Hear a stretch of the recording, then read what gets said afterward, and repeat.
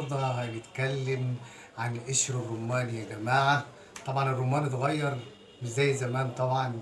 الرمان بقى اتسخط، الرمانة كانت كده كبيرة زمان، دلوقتي الرمان بقى صغير. فالنهارده هنتكلم عن قشور الرمان. هتحصل أزمة في قشر الرمان بعد الفيديو ده. هنبدأ الفيديو بالصلاة على الحبيب عليه الصلاة والسلام. اللهم صل وسلم وبارك على سيدنا محمد وعلى آله وصحبه وسلم. ما أدراك ما قشور الرمان؟ قشور الرمان يا جماعة لها فوائد كتير، بعيد طبعا عن الرمان. يعني أنا عايزك من بعد الفيديو ده ما ترميش قشور الرمان تاني أو قشر الرمان تاني، ما ترموش خالص. ليه فوايد كتير. وسيبك من الفيديو بتاعي أنا ده وادخل على جوجل وابحث عن فوايد قشور الرمان. بصراحة فوايد معجزة ربانية من قشور الرمان. فوائد قشور الرمان يا جماعة هي فعالة لعلاج اللوز أو علاج اللوزتين. كمان فعالة لعلاج السعال.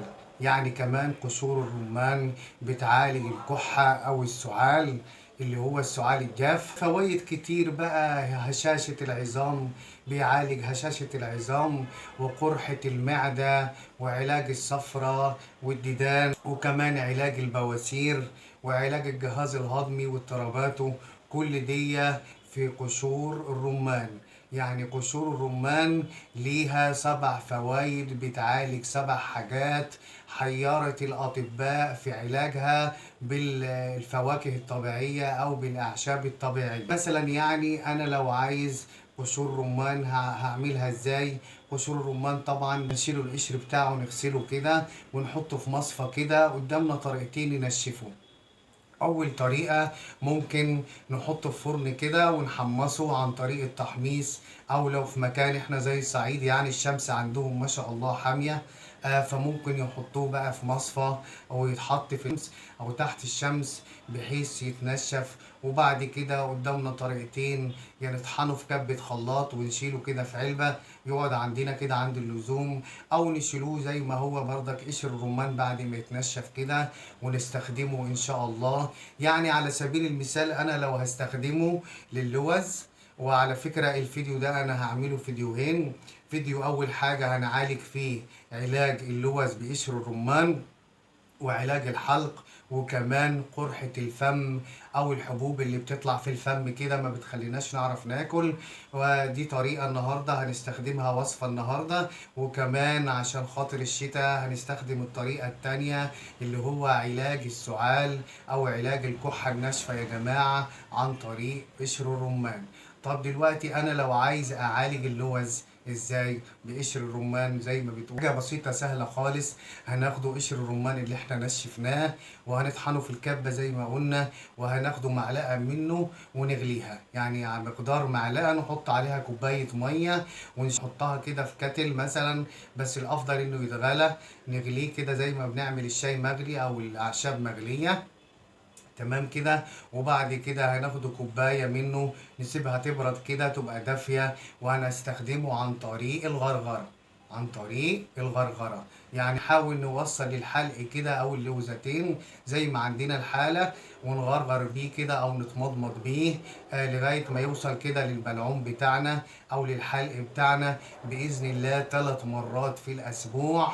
هنعمل الموضوع ده 3 مرات في الاسبوع يفضل. يعني اول ما نصحى من النوم هنعمل الطريقة دي او قبل ما ننام. يعني افضل طريقتين نستخدم بيهم قشر الرمان في الغرغرة او المضمضة عن طريق الفم. ده طبعا بيهدي الالتهابات بتاعت اللوز، وكمان بيشيل القرحة بتاعت الفم او مثلا الحبوب اللي تطلع في اللسان او بكتيريا الفم.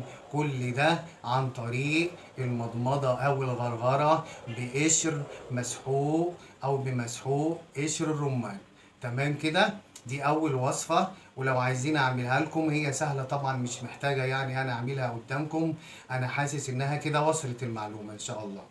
تاني حاجة طبعا لتهدئة السعال، طبعا الشتاء جاي علينا والأطفال طبعا بتكح من البرد ده أو الجو طبعا، مع اختلاف طبعا الفصول مع بعض بيحصل ما بين الشتاء والصيف ميكروب بيحصل في الجو، فبتبدأ الكحة في فصل الشتاء أو في الشتاء. فاحنا هنستخدمه ازاي؟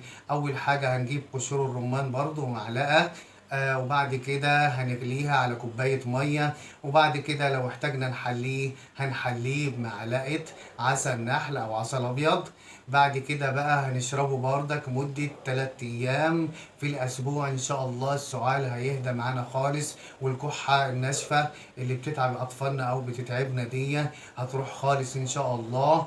فتابعونا في الفيديو اللي جاي إن شاء الله مع تكملة سلسلة من فيديوهات قشور الرمان. كان معاكم إسماعيل من قناة وصفات الهواري فريش. ما تنساش تشترك في القناة وتدوس لايك للفيديو، لا كده مش كده، دوس لايك للفيديو. والسلام عليكم ورحمة الله وبركاته.